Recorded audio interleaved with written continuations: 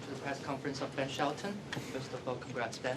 Another straight set swing to get back into the second week of Australian Open. Are you pleased about your level now? Yeah, I think that I'm doing a lot of great things on the court. I think that there's small things that if I'm picky, I can continue to do better throughout the tournament, which is what you need to do to be competitive at the back end of majors. So for me, I take a lot of confidence out of the performance today and a few things that I need to work on and definitely want to improve. Questions, please. David? Hello, Ben. I've just spoken to your opponents today, who was pretty blown away with your level.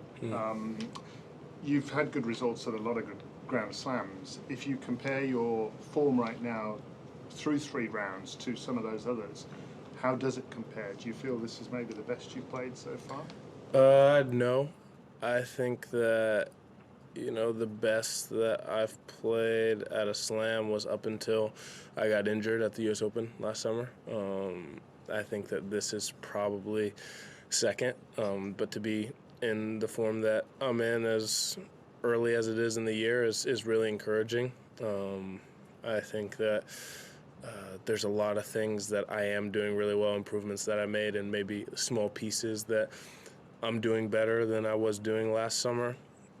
But in terms of just being in a flow state, completely confident, knowing what I'm doing on the court, all the nuances of return of serve, using continental skills on the stretch, defense to offense, I was probably just in a little bit better rhythm with all that stuff last summer, but I think that I'm serving much better now. I think that the way that I'm able to flatten out the forehand and change speeds on the backhand with the slice, topspin, and flat balls are all I've seen improvements for sure. Just quickly, so in regards to winning an SEC dual match today? No, I mean I've worn this, I guess first time in press, but I've been wearing it a lot of days this week. But I guess it was an SEC matchup today, and there's so many college guys in the draws now. It's like, I guess Spiz now is SEC too, if you count Texas. They weren't in the SEC when we were there, but you got a lot of SEC guys out here, Walton, Diallo, Vacherot.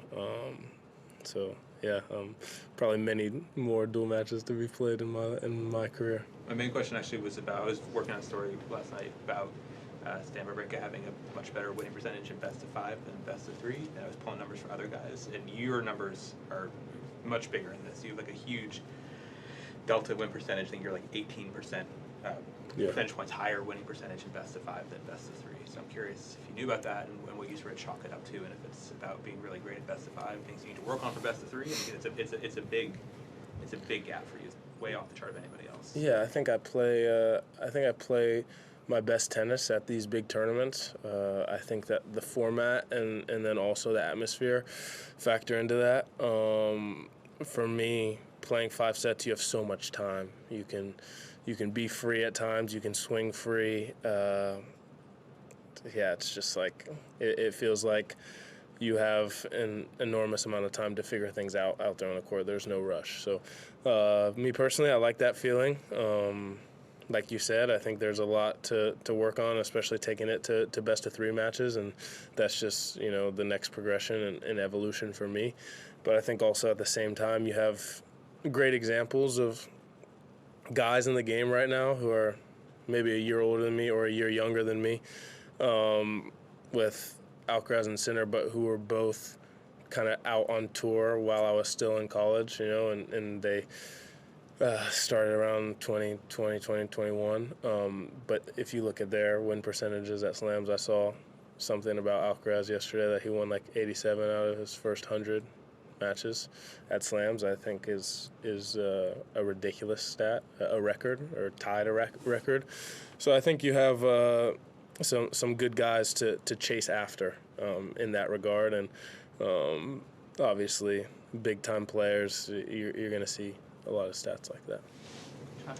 And then well done. Obviously you ended up playing under the roof, but today or just in general, when you know you're going to be playing on a day where it's super hot, do you tweak anything with like your racket or with what you eat, what you drink, what you wear? Like, do you make any adjustments?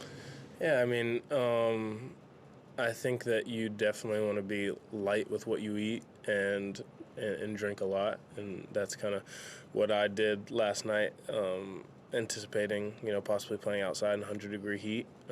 It's something that I'm used to, but it's not comfortable for anybody. It's a very uncomfortable feeling playing out there in those temperatures, and like you said, I ended up playing indoors, but there's a lot of things you got to factor in. For me, usually I'd probably go up a few pounds in tension. I didn't today, but I always have a couple rackets just in case at a tighter tension, with me.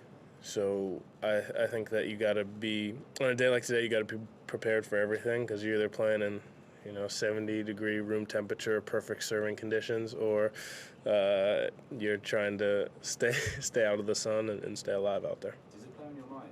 Like the day before, you said like you're taking those preparations. Are you like preoccupied by it, or are you fairly relaxed about having to do it? I wouldn't say I'm ever fairly relaxed at slams. I'd say that the nerves and the nervous feeling helps me. It's something that I've kind of learned to lean into at these bigger tournaments. And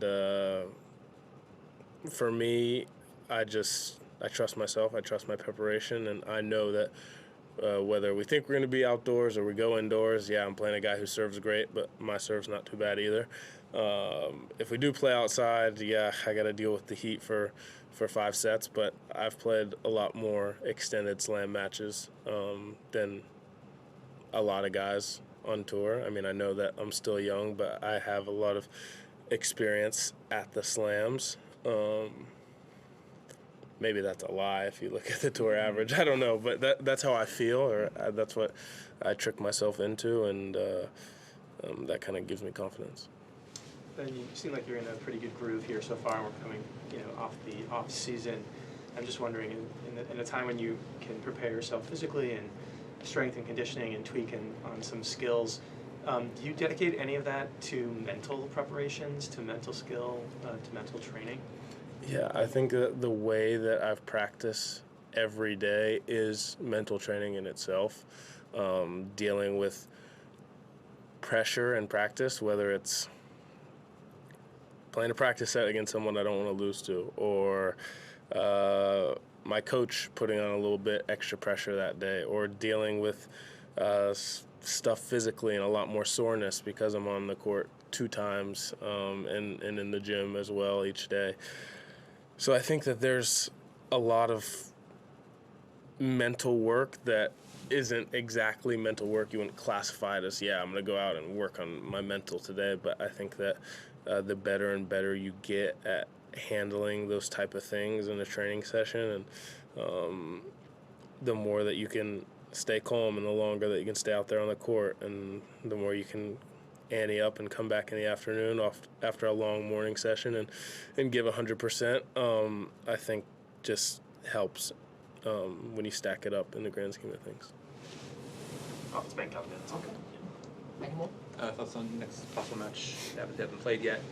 I remember watching you and Casper play out in Cincinnati a long time ago. What are your thoughts on either guy? Yeah, I think a great matchup either way. Cool matchup, guys who have experience being in slams, in the deep part of slams. Slam finalist and a slam champion. Does he have multiple, Chilich? One. U.S. Open. Finals, I think that speaks for itself, and just a matchup that I'm really looking forward to either way. I think that when you get to this stage in the tournament, every matchup becomes more and more exciting because, everybody is playing well, everybody is a tough matchup, and you get to play so many different styles of players throughout the 2 weeks. So obviously 2 guys with very different styles and contrasting games, and I'll be looking forward to watching that one for sure.